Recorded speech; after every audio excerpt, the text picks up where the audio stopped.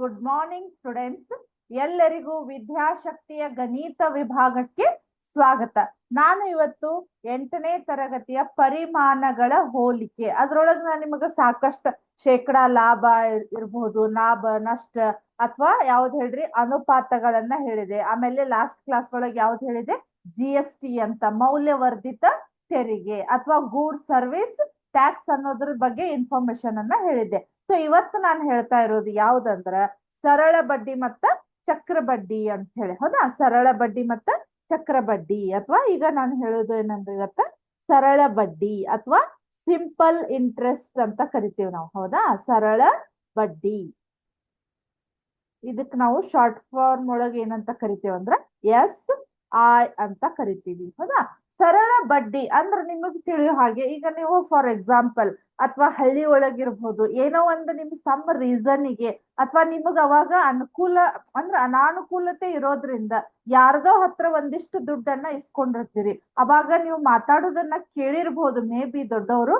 So ಅದಕ್ಕೆ ಬಡ್ಡಿ ಇಷ್ಟ ಆಯ್ತು, 100ಕ್ಕ 4%, 100ಕ್ಕ 5% ಬಡ್ಡಿ ಅಂತ ಹೇಳಿ. ಈಗ ಫಾರ್ ಎಕ್ಸಾಂಪಲ್ ಯಾರೋ ಆಗ್ಲಿ ದುಡ್ಡನ್ನ ಹಾಗೆ ಕೊಡೋದಿಲ್ಲ. ಸೊ ಅವ್ರ ಏನ್ ಮಾಡ್ಬಿಡ್ತಾರೆ, ಏನೋ ಒಂದು ಫ್ರೆಂಡ್ಶಿಪ್ ಒಳಗ್ ಇದ್ದಾಗ ನಾವು ಕೊಡೋದು ಬೇರೆ, ಬಟ್ ಅಲ್ಲಿ ಏನಾಗಿರ್ತೈತಿ ಎಲ್ಲಾರು ನೋಡು ಅವ್ರವ್ರ ಲಾಭಕ್ ತಕ್ಕಂಗಲ್ಲ. ಸೊ ಅಲ್ಲಿ ಏನಾಗಿರ್ತೈತಿ, ಈಗ ಫಾರ್ ಎಕ್ಸಾಂಪಲ್ ಒಂದ್ 10,000 ಕೊಟ್ರು ಅಥವಾ ಒಂದ್ 20,000 ಕೊಟ್ರು ಅಂದ್ರೆ ಅದಕ್ಕ 100ಕ್ಕೆ ಇಂತಿಷ್ಟು ಪರ್ಸೆಂಟ್.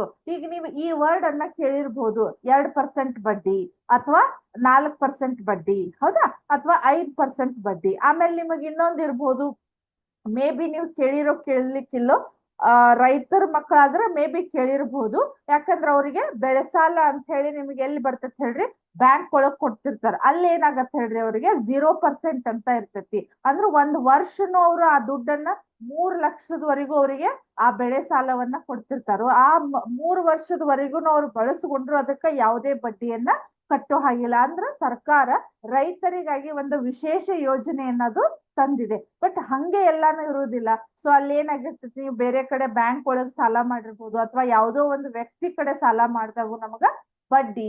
ಸೊ ಅಲ್ಲಿ ಏನಾಗಿರ್ತೈತಿ, 4% ಬಡ್ಡಿ, 5% ಬಡ್ಡಿ ಅಂತಿರ್ತೀರಿ. ಅದು ಯಾವ ರೀತಿ ಏನು ಅನ್ನೋದನ್ನ ನೋಡೋಣಂತ. ಒಂದು ಕ್ವಶನ್ ಅನ್ನ ಅಂದ್ರೆ ಒಂದು ನಿಮಗ ಕ್ವಶನ್ ಹೇಳ್ತೀನಿ, ಅಂದ್ರೆ ನಿಮಗ ಕರೆಕ್ಟ್ ಆಗಿ ಅಂಡರ್ಸ್ಟ್ಯಾಂಡ್ ಆಗ್ತೈತಿ. ಹೌದಾ, ಇಲ್ಲೇನಂದ್ರ 10,000 ಮೊತ್ತವನ್ನು ವಾರ್ಷಿಕ 15% ದರದಲ್ಲಿ 2 ವರ್ಷಗಳ ಅವಧಿಗೆ ಸಾಲವಾಗಿ ಪಡೆಯಲಾಗಿದೆ. 2 ವರ್ಷಗಳ ಕೊನೆಯಲ್ಲಿ ಇದರ ಮೇಲಿನ ಸರಳ ಬಡ್ಡಿ ಮತ್ತು ಒಟ್ಟು ಮೊತ್ತವನ್ನ ಕಂಡುಹಿಡಿಯಿರಿ. ಅಲ್ಲೇನಾಗಿದೆ, ಒಂದು 10,000 ಅಮೌಂಟ್ ಅನ್ನ ಅಲ್ಲೇನಾಗಿದೆ ವಾರ್ಷಿಕ 15%, ಒಂದು ವರ್ಷಕ್ಕ ಒಂದು 100 ರೂಪಾಯಿಗೆ 15% ಅನ್ನ ಅವರು ಅಂದ್ರ 100ಕ್ಕೆ 15 ರೂಪಾಯಿಯನ್ನ ಕೊಡ್ಬೇಕು.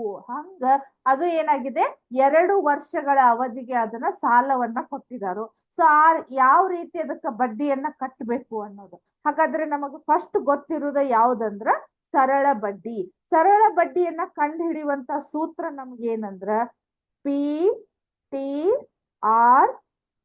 ಅಪಾನ್ 100. ಹೌದಾ, PT ಅಂದ್ರ P ಅಂದ್ರ ಪ್ರಿನ್ಸಿಪಲ್ ಅಂದ್ರ ಅಸಲು.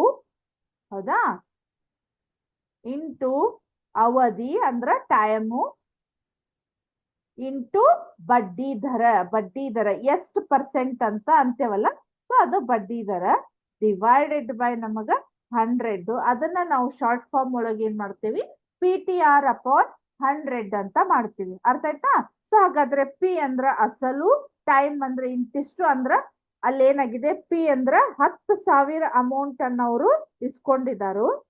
ಹೌದಾ, ಎಷ್ಟು ವರ್ಷಕ್ಕೆ ಹೇಳ್ರಿ, ಟೈಮ್ ಅಂದ್ರ 2 ವರ್ಷ. ಬಡ್ಡಿ ದರ ಎಷ್ಟಿದೆ ನಮಗ, R ಅಂದ್ರೆ ಎಷ್ಟಿದೆ 15% ಅಂತ ಇದೆ ನಮಗ್. ಹೌದಾ, 15% ಇದ್ರ ಇಲ್ಲಿ ನೋಡ್ರಿ ಅಸಲು ಅಂದ್ರೆ ಎಷ್ಟ್ ಹಾಕ್ತಿರಿ, 10,000. ಹೌದಾ, 10,000 ಆಯ್ತು, ಇಂಟು ಅವಧಿ 2 ವರ್ಷ ಆಯ್ತು, ಇಂಟು ಬಡ್ಡಿ ದರ ಎಷ್ಟಾಯ್ತು 15 ಆಯ್ತು, ಡಿವೈಡೆಡ್ ಬೈ 100 ಆಯ್ತು. ಹೌದಾ, ಸೊ ಇಲ್ಲಿ ಏನಾಗತ್ ನೋಡ್ರಿ, 2 0 ಹೋಯ್ತು. ಹೌದಾ, 15 2 30, ಇದೊಂದು 0 ಎಷ್ಟಾಯ್ತು 3,000 ಆಯ್ತು. ಹೌದಾ, ಹಂಗಾದ್ರ ಅವರು ಆ 10,000 ಅಸಲನ್ನ ಏನ್ ಅಮೌಂಟ್ ಅನ್ನ ಇಸ್ಕೊಂಡಿದ್ರಲ್ಲ ಅದು ಎಷ್ಟು ಪರ್ಸೆಂಟ್, 15% ಬಡ್ಡಿ ದರದೊಳಗೆ ಇಸ್ಕೊಂಡಿದ್ರಲ್ಲ ವರ್ಷದ ಲೆಕ್ಕಕ್ಕ ಅವ್ರು ಏನ್ ಮಾಡ್ಬೇಕು, ಆ ಬಡ್ಡಿಯನ್ನ ಎಷ್ಟಾಗತ್ತ ಅವ್ರದ್ದು 3,000 ಆಗತ್ತ. ಅಂದ್ರದು ಏನಾಗತ್ತಂದ್ರ ಇದರ ಕಾನ್ಸೆಪ್ಟ್ ಏನಂದ್ರ 10,000 ಅವ್ರು ಇಸ್ಕೊಂಡಿರ್ತಾರ. ಇವ್ರು 2 ವರ್ಷ ಬಳಸ್ಕೊಂಡಿದ್ದಕ್ಕೆ ಅವ್ರಿಗೆ ಎಕ್ಸ್ಟ್ರಾ ಎಷ್ಟು ಕೊಡ್ಬೇಕು, 3,000 ಕೊಡ್ಬೇಕು. ಹಾಗಾದ್ರೆ ಟೋಟಲ್ ಬಡ್ಡಿ ಅಂದ್ರ ಅಮೌಂಟ್ ಎಷ್ಟು ಕೊಡ್ಬೇಕು ಅವ್ರಿಗೆ, ಅವರು 10,000 ಪ್ಲಸ್ 3,000 ಎಷ್ಟಾಯ್ತು, 13,000 ರೂಪಾಯಿಯನ್ನ ಕೊಡ್ಬೇಕು. ಅಂದ್ರೆ ಈಗ 10,000 ಕೊಟ್ಟವ್ರಿಗೆ 3,000 ಲಾಭ ಆಯ್ತು ಅಂತ ಅರ್ಥ ಅದ, ಹೌದಾ? ಸೊ ಬಡ್ಡಿ ವ್ಯವಹಾರ ಅಂತಿರ್ತಾರ ನೋಡ್ರಿ, ಇಲ್ಲಿ 10,000 ಕೊಟ್ಟು 2 ವರ್ಷ ಬಿಟ್ಟ ಮೇಲೆ ಅವ್ರಿಗೆ ಏನ್ ಪ್ರಾಫಿಟ್ ಆಯ್ತು ಹೇಳ್ರಿ, 3,000 ರೂಪಾಯಿ ಪ್ರಾಫಿಟ್ ಆಯ್ತು. ಇದು ನಮ್ದು ಸರಳ ಬಡ್ಡಿಯ ಒಂದು ಕಾನ್ಸೆಪ್ಟ್. ನಮಗ ಅರ್ಥ ಆಯ್ತಾ? ಸೊ ಇದ್ರದ್ದು ಒಂದು ಸಿಮ್ಯುಲೇಷನ್ ಇದೆ, ತೋರಿಸ್ತೇನೆ ನೋಡ್ರಿ ನಿಮಗ.